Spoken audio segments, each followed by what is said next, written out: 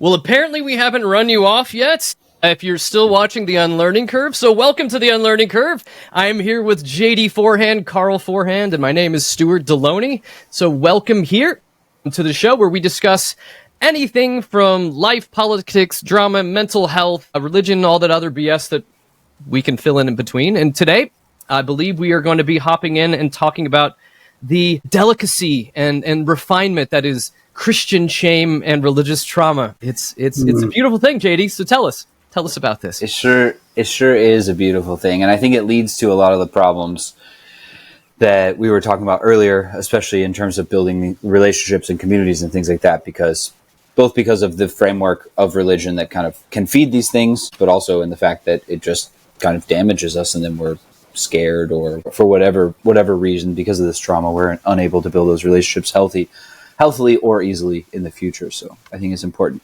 But yeah, I took a little article here if people want to look. Just, I don't know. I've basically been reading, like I have my folder full of readings that I have for every week. So I'm reading a lot of like psych and social and history academic articles, and so I figured I'd bring one in here it's an open article. I think we could probably put it in the show notes or something if that's easy enough to do. But yeah, it's open so people don't have to jump paywalls or anything. So you can look at it. But the article is called Christian Shame and Religious Trauma by Alison, Downie. And this is from Indiana University of Pennsylvania. And it's a decent article. It talks about a number of things. And I think it's one of the reasons why I decided to pick this was, one, because I was short on time, but also because I looked through a couple of other ones, and this one was pretty balanced in terms of it does give credit, because when we talk about religion causing trauma, religion can also be, or spirituality, or whatever we want to look at it, can also be a way for us to deal with religious trauma in a lot of ways. So I think sometimes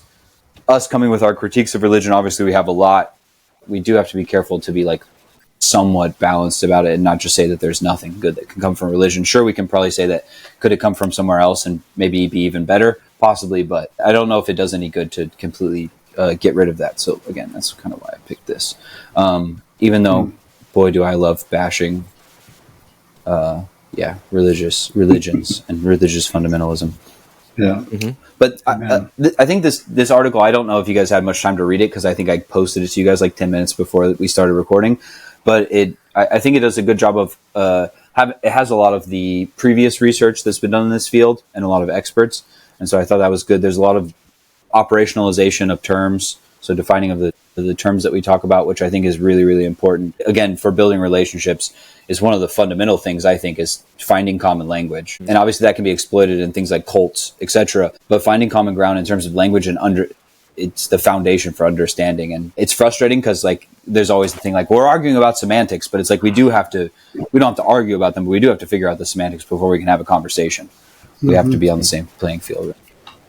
Mm-hmm. Yeah, kind of like determining the environment and the materials we're working with, like we talked about with the bridge. For sure. Yeah, but again, going back to kind of what this article talks about is that there's a lot of issues in the fact that inside of religions, especially fundamentalist Christian ones, we're going to have a lot of issues with not being socialized correctly, being socialized into a lack of curiosity and a lot of shame. It also discusses a lot about issues in terms of Christians not even really being able to define what shame is. So there's, for instance, I believe later, obviously there's a bunch of definitions of shame, but there's also like the issue of like differentiating between shame and trauma, or differentiating between shame and guilt is a really big thing inside of Christianity. The author posits essentially that inside of Christian literature, there's almost no distinction between the two. Yeah.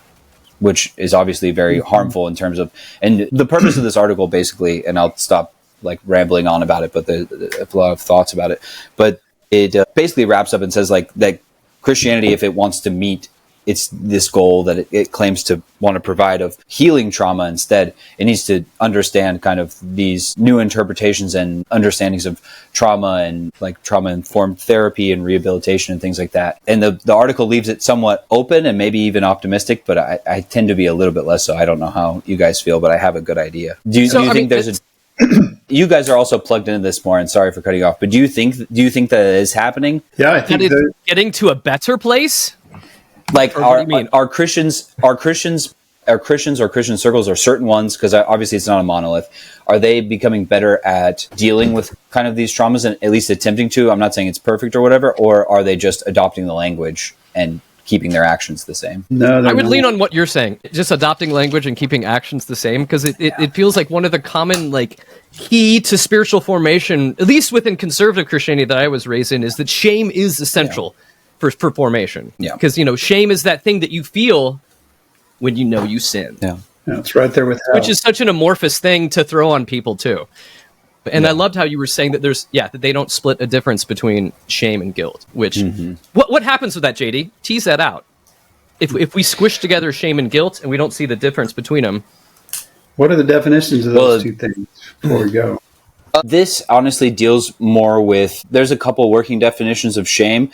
The main term that's actually probably more important for this is they use the term religious trauma. Shame is one of the ways that you can incur religious trauma, obviously, but this talks about it for a number of reasons. And the author talks about why she uses religious trauma. And one of them is because the issue with definitions, even within the sociological, psychological community, these are really, really hard. One of the main topics that I have to teach is about the sociology of religion. And that's the first thing we teach is it's really, really hard to define religion. And even people within the field totally disagree.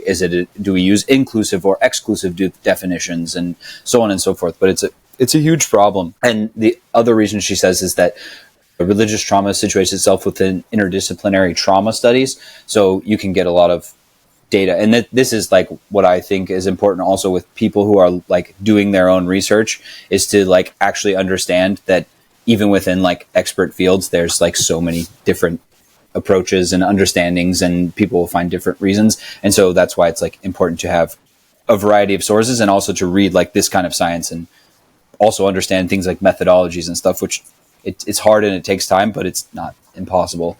And if people really want to have understandings of difficult, complex subjects, that's what you really have to do. I did some trauma training with some people that work with batterers. Mm-hmm. They also work in the prison system, and so that they really kind of drill down on that shame, but they also drill down on what they call a bad shadow message that people inherit. Because when you experience trauma, when you experience cruelty, is how they put it.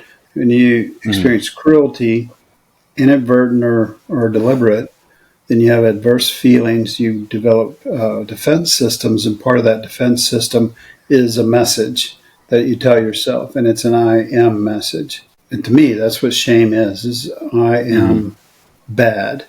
Guilt is I did bad.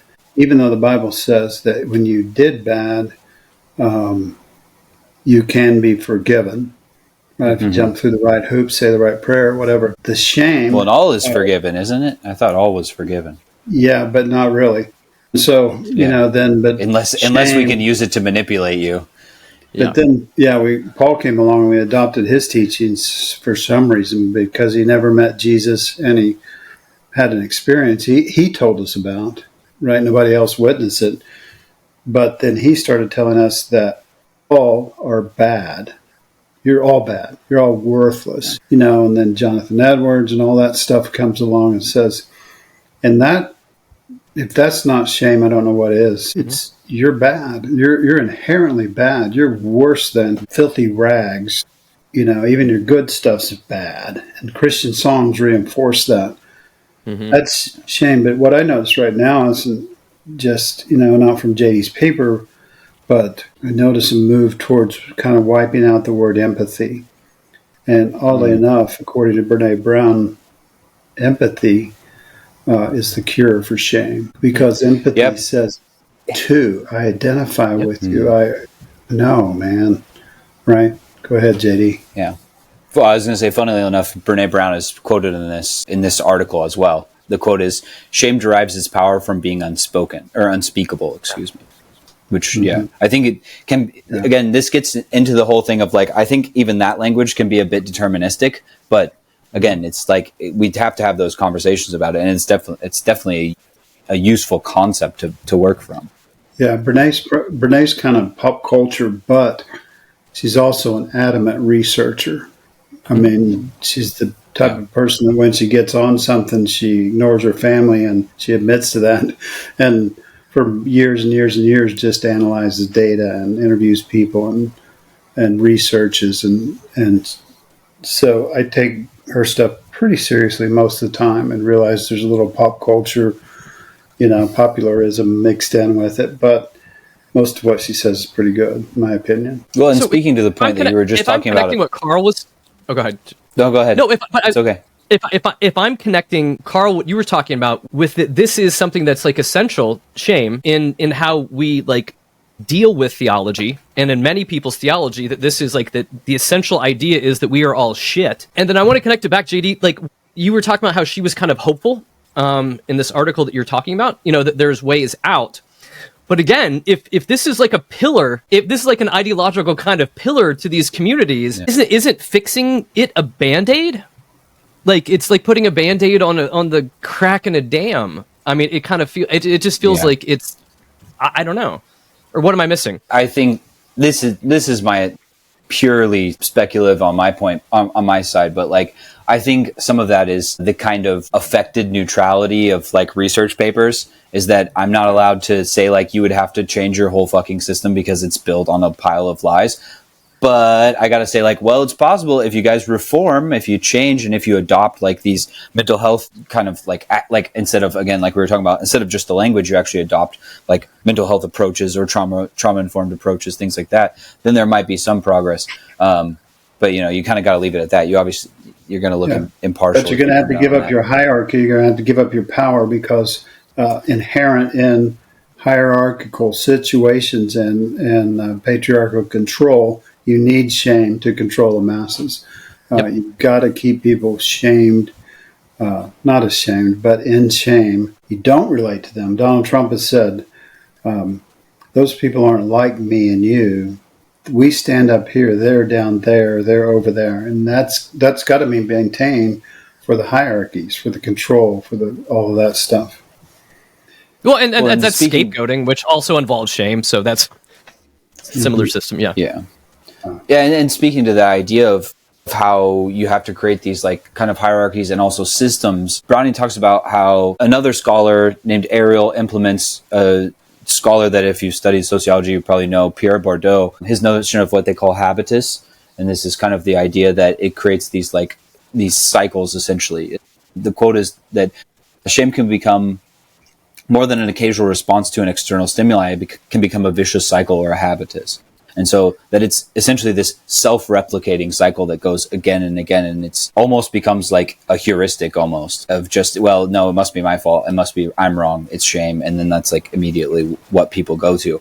And then also the other issues that come along with that, not only the issues of not being able to form loving, fruitful relationships, but also, I mean, if you want to go into even the most obvious, I mean, you have somatic symptoms that can evolve from this too. There's another study that I was looking at of Jehovah's Witnesses talking about, and it was mixed. But anyway, basically this kind of religious trauma can obviously have huge consequences on your physical health down the line, giving with this with anxiety and frustration and all these things, obviously heart health, all these kinds of things that can have huge impacts. And so, you again, to go back also what we were talking about is we have to kind of tear the system out from the roots and rebuild something new or create something new entirely. I don't know exactly what necessarily the answer is, but clearly something has to be a complete revolution of the system, I think. Yeah, because you're mentioning this, that at some point too, with this amount of, with shame, it becomes part of your identity.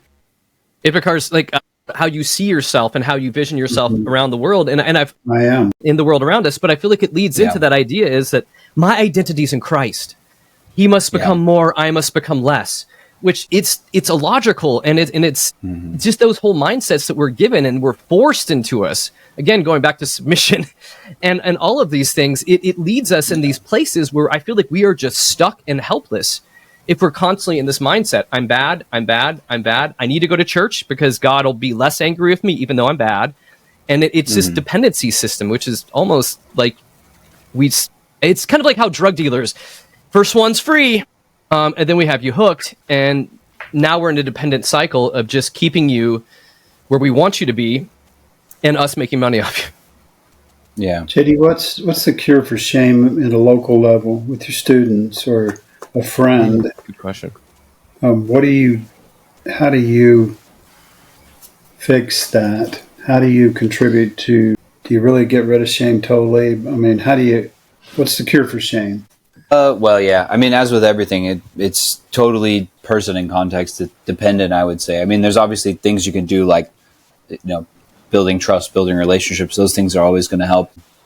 But again, it's the same thing with this as it is with what we were talking about with missionary work or trying to help people abroad or in other communities, whatever it is. In order to even understand what the person needs, you're going to have to understand them. You're going to have to understand their situation. And to get any of that information, at least in any terms of depth or honesty, you're going to need to have some sort of relationship with them. And so, I mean, it always is going to go back to that. In realistic terms, it may just take conversation with certain people. It depends how serious it is. But I mean, as this research talks about, there's more and more contemporary evidence that there's a strong link between shame, trauma, and then that leading to things like the symptoms of post-traumatic stress disorder. So these things obviously compound. So obviously, if it's someone who has symptoms of PTSD, that's probably going to take professional help. You're not going to fix that in a conversation. It's possible it could happen over years. Who knows? Again, it depends on each person's situation. But part of it is just being there for people and seeing what they need. Because most people will kind of tell you what they need, and you might have to push them a little bit. But I don't know. But there's no. I mean, this is what it's going to go back to many times, though, is that there's no silver bullet. There's no easy answer. Because if there was, it wouldn't be a fucking problem. Besides, pray it away. That always works. All the fun thought terminating cliches, but the language, that was another thing I was going to talk about, and I won't go into this very much, but there's a whole section on chronic shame and religious trauma inside this paper, and they talk about all kinds of topics just about how Christian language from the founders, like talking about Augustine's sense of self as, quote, corrupt, immoral, and depraved. All of this kind of framing that's been done over centuries, millennia even. And it just creates, again, these kind of this habitus, this situation, and also these hierarchies where we're just going to see the same thing again and again. So clearly, I don't think the answer is going to come from inside the house very much. Yeah. But I think if there's one thing that's most effective, like I mentioned before, it's empathy. And empathy is me too. Yep. I identify with you. I want to understand, and I understand where you're coming from. In the training I went through, they talked about that shadow message, which is shame, but they talked about a golden shadow. Some people call it a golden shadow message. It's someone in your history, like a grandma or something, that didn't judge you, that gave you that golden message. And most people can go back to that. Or maybe someone in the present could deliver that message to you that's without judgment, that says you're not worthless. Mm-hmm. You are valuable. You're heard. You're seen. You're recognized. You're not below everybody. There's that golden message also. Mm-hmm. I don't think it's just positive thinking. I don't think we could just mantra our way out of mental unwellness and shame, because shame is a dominant force in our world, and it's what keeps the trains running sometimes, but destroys people. And I think when we're dealing with people that are in this place, I think we also have to remind ourselves, people have to be ready to be able to unpack and deal with their shame. Because sometimes you can see it in other people where shame is holding them back, or these systems are holding them back. But I think it's like you're mentioning, be in community, be in conversations with folks, but also just realizing that it takes time. It takes time to lure them out. It will take time and friendship for them to be able to see that continuing on, and that you're a safe person, that what you say matters, that you're going to be there for them, even if they screw up. And so some of that it's a longer term process. Try not to shame them when you're trying to help them with their shame. Churches don't do a very good job of that. They just kind of heap on the shame. You shouldn't be ready to be frustrated. Yeah, you shouldn't be feeling that way. That's, get happy. Be happy. Come on. Jesus, I hate that. Yeah, it's all. Yeah. None of that. That's control talk too. When you're telling people how to feel. Yeah. Yeah. No, you don't feel that way. No, it's not that way. That's the most unhelpful thing to stop into it. Yeah, listening is an empathy. Yeah, I told you. Yeah, but it's the easiest way to deal with it because you don't have to do shit. Yeah. And it keeps us from feeling uncomfortable. And so I told you with my mentoring thing, when he was feeling sad, they didn't just let him be sad. They didn't say, what's that about? Or tell me more about that. They said, oh, be happy. Come on. You should be happy. You're at school. Churches are horrible at that, in my opinion. But, yeah. Well, all preaching is control talk. I mean, isn't that most of it? Like, we're telling people literally how to think and how the world is. And we're just yes, we're telling them that. Yeah. You are this. You should feel this. All of this, and none of this is about someone's personal experience in life. And always remember you're worthless. Don't forget that. You can't lose sight of that. That you're a piece of shit, right? Well, that's not me. Think of it. That's it's not going to bring someone down for an altar call if you're like, well, you're okay. God still loves you, and in time, hopefully things will be better. You want to come down and give your life to Jesus? Yeah. What? No, it doesn't. It doesn't. Again, it doesn't fit their system of how. It doesn't make good stories either. There's no one as a testimony that was like, yeah, I called my mom a bitch once, and I didn't finish my homework totally the other day. I did it, but I also I got some of the answers off Wikipedia. It's it's not. You're not winning hearts and minds for Christ with that kind of. It's got to be. I was at the bottom. It's got to be the 1980s. Yeah, I was doing devil worship and sacrificing babies, and it's just got to be the most. But it's again, it's all performative. It's all a show. But that doesn't fix any of the problems. Speaking of some of the suggestions from this paper, there are three primary reasons that the author talks about, saying that theological response to Christian shame and religious trauma is necessary for at least three reasons. The first one is that, quote, these wounds have not received serious and sustained interdisciplinary and theological attention they merit. These wounds are not only individual, interpersonal matters, but also systemic, social, and structural issues requiring analysis from many quarters.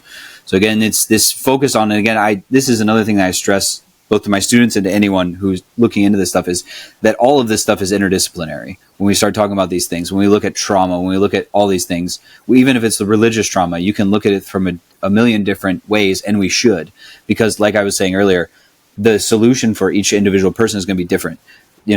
A cognitive approach might work better for someone, a learning approach might work better for someone else, behaviorist might work for someone else. It just really depends. But yeah, that's why we need to know all of it. And then again, in society, whether it's the church or whether it's schools or whether it's our families or whatever it is, or it's politics in the society in general, we're going to have to start doing some serious gardening, let's say. Roots are going to have to come out if we want this interesting experiment that we've been doing for a while to continue on, I think. Yeah. Because without empathy, community, and understanding, we're headed for, more division. My friend, Dr. Paul Fitzgerald, actually has a doctorate in shame. He was a theologian. Then he got a doctorate in certain aspects of shame. And he used to use the example, it's a Jesus example, the woman who just had to touch, she wanted to touch his garment. When she touched it, he said, "Who touched me?" and kind of made her stand up. And the principle was, when you can admit what you think is wrong with you, when you can admit that and you don't die, then shame begins to wash off of you, becomes less intense. Doesn't necessarily solve it instantly, but when you can admit those things, those real thoughts that you have, the deep, deep stuff that you don't tell anybody, when you can admit those and you don't die, it starts to get better. At least it opens doors, but they call it an empathetic witness. You have to have an empathetic witness. It's empathy again. There's the connection. An empathetic witness that won't judge you, that won't instantly try to give you a solution. Those nuns used to go, I met something deep and dark, and they just go, so you're sad, Carl. I'm sad. And then I would talk more about it. And I didn't die, and they still loved me, and they still treated me nice, and they didn't try to save me. All those things kind of work together. I want to read that article. It piqued my interest. Pretty good. Which good. I think, in summary, is why Christian counselors suck, and you should go to a professional. Informed, yeah. Go to someone who's qualified. Yeah, that's a good idea. Yeah. That's not your pastor. That's not the person. Find a qualified person. Read your Bible, go to church and pray. Read your Bible, go to church and pray. Read your Bible, go to church and pray. That was a parrot. Have anything else to say? We got an elephant and now a parrot, so.